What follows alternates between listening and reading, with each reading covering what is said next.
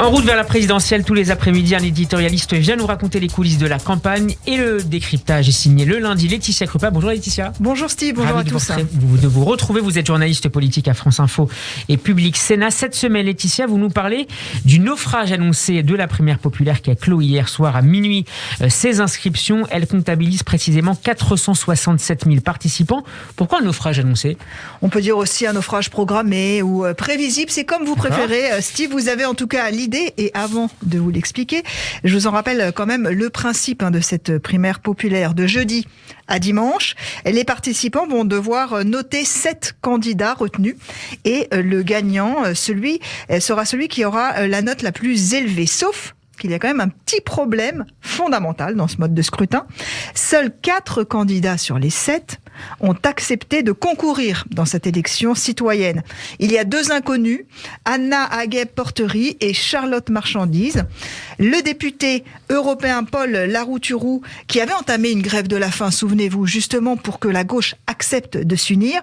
Et évidemment, il y a la future gagnante, Christiane Taubira, qui a écrit sur Twitter « Aujourd'hui est un jour décisif, jamais dans une élection présidentielle en France, des centaines de milliers de citoyens et citoyennes n'avaient décidé de s'organiser eux-mêmes pour choisir leur candidat. » Pourquoi dites-vous future gagnante ? Il n'y a aucun suspense ?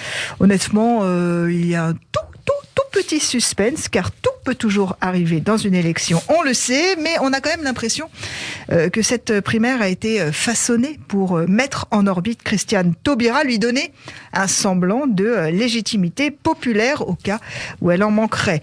Mais aucun des principaux candidats de gauche qui ont donc refusé d'y apparaître ne reconnaîtront de toute façon le résultat. Pas même Anne Hidalgo qui, rappelez-vous, avait commencé à appeler justement les Françaises et les Français à participer à cette primaire populaire quand finalement elle a laissé tomber après tout et elle refuse d'y participer. Elle l'a répété ce matin sur RTL. Écoutez. Regrettez pas donc.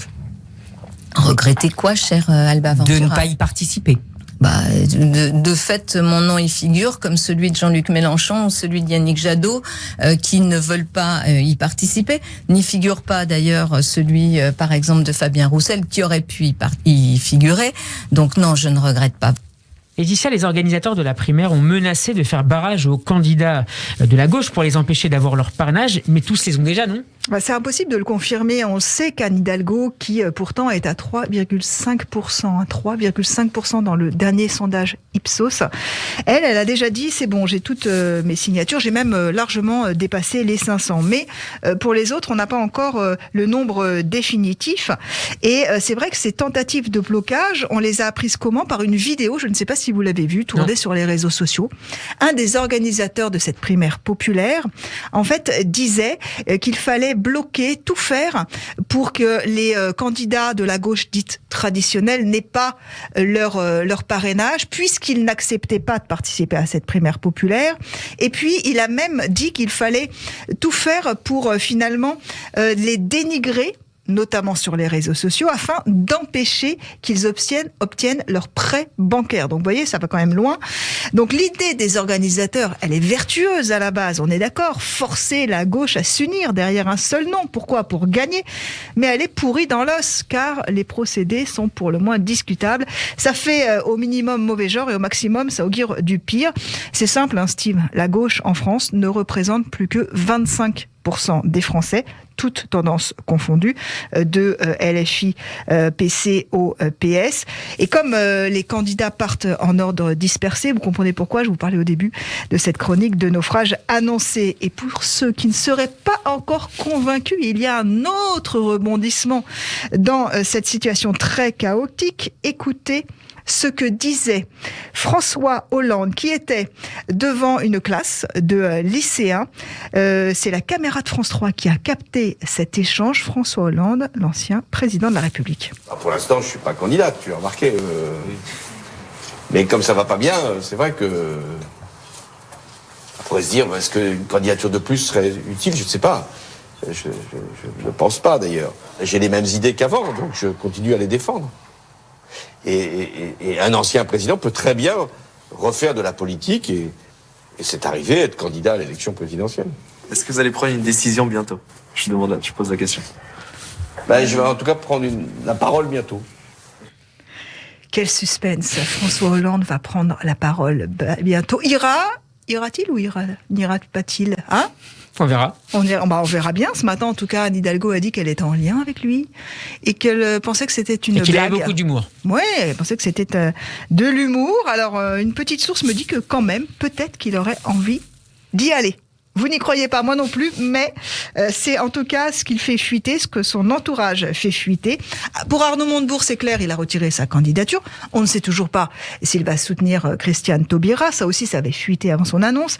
Et Anne Hidalgo, elle, a carrément donné rendez-vous au 10 avril, ce matin. Le 10 avril, c'est le premier tour de l'élection présidentielle. Au fond, à quoi sert la primaire populaire ? Écoutez, si je suis cynique, je vais vous dire à diviser un peu plus, à diviser définitivement. Après, j'ai envie quand même de ne pas enterrer totalement ce processus. Pourquoi ? Parce qu'il a quand même un intérêt. Il a le mérite de proposer pour la première fois une participation citoyenne directe dans cette élection qui confronte, je vous le rappelle, un candidat et le peuple français. Donc, je vous propose quand même de ne pas jeter bébé avec l'eau du bain. Cette primaire populaire sert à montrer que l'on peut peut-être inclure davantage les Français dans le processus électoral et dans le choix surtout des champions de chaque camp, puisque vous avez vu qu'à chaque fois ce processus de primaire qui finalement est privilégié, par exemple pour Europe Écologie Les Verts, par exemple pour le Parti Socialiste la dernière fois, et puis là cette fois c'était une primaire un peu congrès pour LR. Enfin, vous voyez bien que c'est quand même pas un processus idéal, qu'on essaye par tous les moyens de trouver la bonne façon de désigner le champion de son camp. Donc on verra bien si c'est retenu ou pas pour la prochaine fois 2027. Mais finalement se retrouver avec Christiane Taubira, si elle est finalement plébiscitée, ça on le saura dimanche, en candidate supplémentaire d'un camp de gauche qui est déjà vraiment de façon divisée, de façon quasi mortifère. Je vous rappelle que la gauche, tout confondu, ne fait que 25% des intentions de vote.